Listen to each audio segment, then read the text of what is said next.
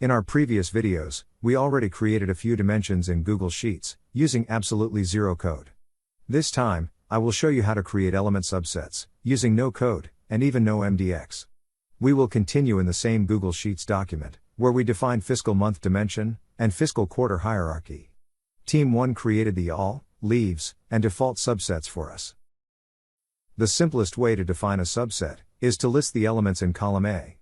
You can specify an element on each row, or, as a comma-delimited list.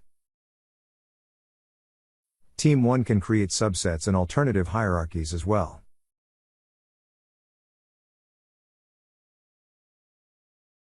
Using slashes, asterisk and question mark, you can easily filter elements by pattern. By the way, you can use the real MDX too. But it is much easier to use MDX mods.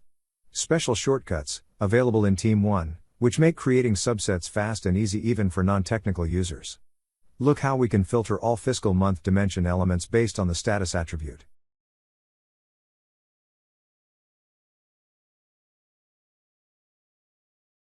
We can also enable Expand Above option, and easily include all the descendant elements.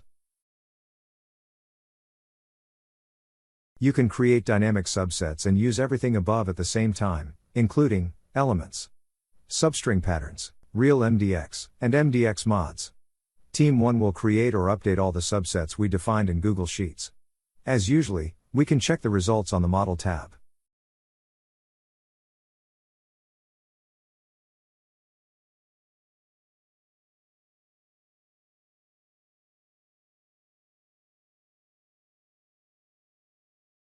Besides being fully documented, now the subsets can be easily updated or deployed in multiple TM1 environments.